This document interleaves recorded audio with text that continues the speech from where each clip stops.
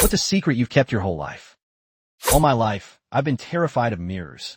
Not because of ghosts or anything. When I was a kid, maybe 5, I looked in the mirror and was just horrified. My reflection looked like a monster to me. I convinced myself it was the real me and the person I saw outside was the imposter. I still avoid them, only glancing when absolutely necessary. People think I'm vain, but it's the opposite. It's a constant, internal existential dread I've never shared. When I was about 7, I found a lost wallet stuffed with cash. I panicked. My parents were struggling financially, so the temptation was immense. Instead of keeping it, I anonymously mailed it back to the address inside. I never told anyone. Years later, I saw a local news story about a man who'd lost a significant amount of money, describing it as a miracle he got it back. I felt a pang of pride, but also a strange loneliness. That act of hidden integrity is my quiet, lifelong achievement. I have a perfect memory for dates. Not just birthdays or anniversaries, but every single date I've ever been told. My friends think it's a cool party trick. The secret? I am dyslexic. I learned to compensate by assigning emotional significance or visual mnemonics to dates. January 12th? That's when my cat coughed up a hairball shaped like a J. It's exhausting and I often get the details muddled. But the date itself? Etched in stone. I've never told anyone it's a coping mechanism, not a superpower. I can't taste sweetness. At all. Ever. Sugary foods taste like nothing or a faint chemical tang. I've never told anyone because how do you explain you can't enjoy cake, ice cream, or even a cup of tea? I feign enjoyment, smile through meals, and pretend my preference is not for sweets. My entire culinary experience is a carefully crafted lie, built around a sensory void. Sometimes I wonder if I'm missing out on a fundamental human pleasure. I've been secretly donating a significant portion of my salary to a different animal shelter every month for the past 20 years. Nobody knows. My wife thinks I'm just a little frugal. I started after seeing a heartbreaking documentary and feeling utterly helpless. The joy I get from knowing I'm making a difference, anonymously, is immense. It's my private act of rebellion against the indifference of the world. My bank statements are my confession. I secretly rewrite all the thank you notes I receive. Not maliciously, but to make them sound more genuine, more expressive. My grandmother, bless her heart, wrote cards with about 3 words. I'd redo them, adding paragraphs. My friends, they're a bit more verbose, but still a bit cliché. I've spent hours polishing their sentiments into something I feel they truly meant. It's a strange compulsion, a desire to elevate their kindness. I just can't accept mediocrity in gratitude. I've never learned to whistle. Not a single pathetic little toot. It's embarrassing. My friends always did it, and I'd pretend I was out of practice or had a cold. As an adult, it feels too mortifying to admit. I've spent countless hours in my car, windows up, trying to master it, only to produce a puff of air. It's a small thing, but it's a constant reminder of a fundamental skill I inexplicably lack. The sound of a whistling bird feels like a personal insult. Every time I watch a movie or TV show with a significant plot twist, I spend the entire time trying to guess it.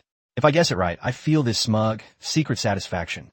If I'm wrong, I deliberately forget the twist so I can experience it again later, as if I'm seeing it for the first time. I'll even rewatch shows just to re-experience the surprise. My enjoyment of storytelling is a constant cycle of prediction and manufactured amnesia. It's my private cinema game. All my life, I've been pretending to like dogs. It's not a phobia, more like a deep, quiet revulsion. The slobber, the smell, the unpredictable energy, it all just makes my skin crawl. I've gone to dog parks, I've pet friends' dogs, I've even feigned enthusiasm at birthday parties with them. But the truth is, I'd rather be anywhere else. I think they can sense it, too. The relief on my face when we're finally separated is probably palpable. For decades, I've been meticulously crafting tiny, miniature sculptures out of found objects. Think bottle caps, toothpicks, a single fallen eyelash.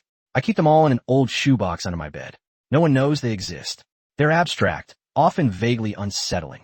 Sometimes, when I'm feeling particularly lonely or misunderstood, I'll arrange them in different patterns.